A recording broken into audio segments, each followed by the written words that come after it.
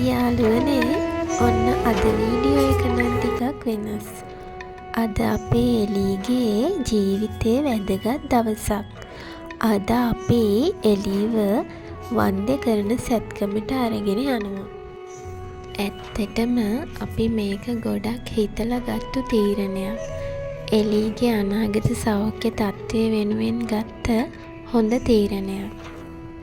Doctor කියපු විදිහට අපි එලීගේ රෑ කෑම නවත්තලා තිබුණේ.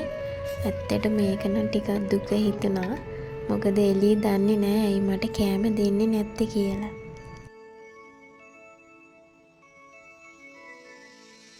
එලීට නිකන් තේරෙනවා වගේ වෙනදට නම් බෑග් එක තියපු ගමන් ඒක ඇතුළට යනවා.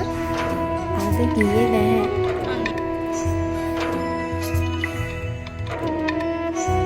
අපි දැන් ක්ලිනික් එකට යනවා. හැමදාම වගේ ඉතින් එලී බය වෙලා අපේ ඇඟේ එල්ලිලා ඉන්නවා ඉතින්.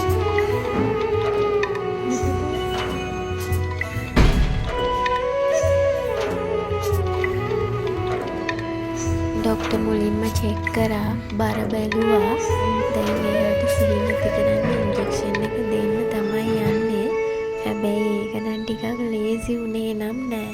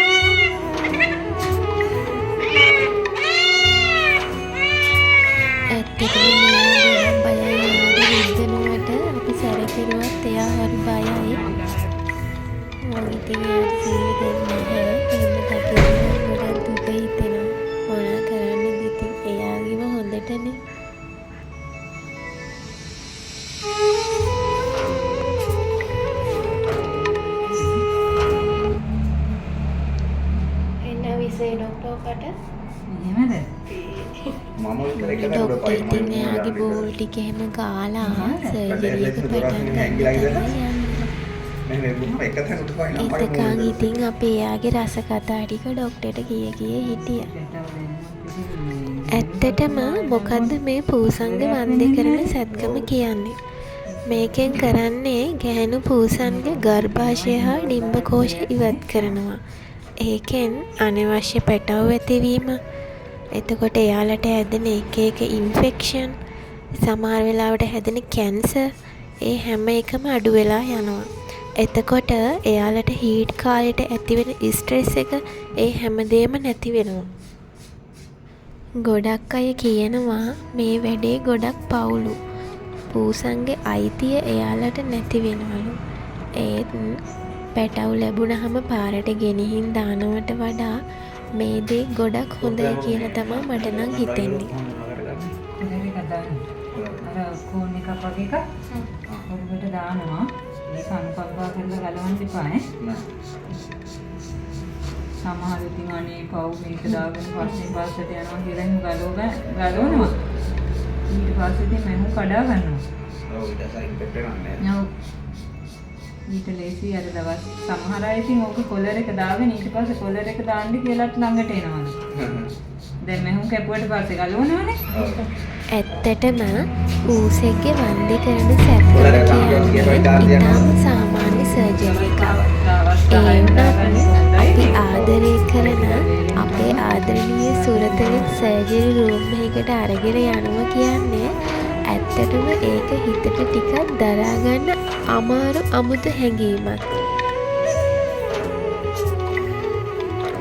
විනාඩි 25ක් 30ක් වගේ සුළු කාලයක් ඇතුළත සර්ජරි එක ඉවර වුණා.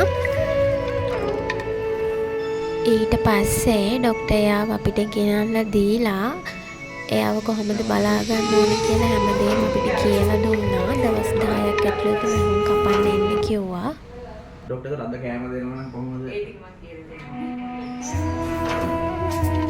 බෑග් එකේ බැහැලා ගියපු එයා මෙන්න මේ විදියට තමයි ඉතින් ගෙදර ආවේ.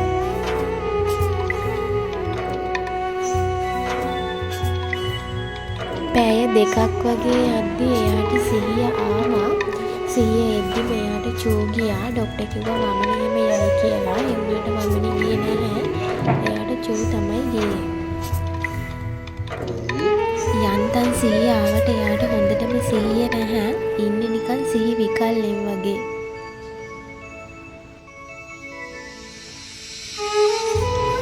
එයා ටිකක් දරුණු වුණා. එයා තුවාලේ ලෙව කන්න බලන්න ගත්තා. එහෙම වුණොත් මැහුම් කැඩෙන නිසා අපි එයාට එයාගේ කෝන් එක දැම්මා. ඔහොම තමයි එයා වැටෙනවා. ආයෙ ටිකක් නිදියනවා. ආයෙ නැගිටිනවා. ආයෙ කොයි හරි ගිහිල්ලා වැටෙනවා. එහෙම තමයි හිටියේ. පැය 7ක් 8ක් විතර යනකම් එයාට හරියටම 100ක් තිබුණේ නැහැ. පහුවදා වෙනකොට එයාට හොඳටම සිහිය ඇවිල්ලා තිබුණේ. හොඳට ඇවිදලා කරලා කෑම වතුර බීලා හිටියා ඉතින් එයා. හැබැයි තුවාලේ නම් කඩා ගන්න බැලුවා හැම වෙලේම.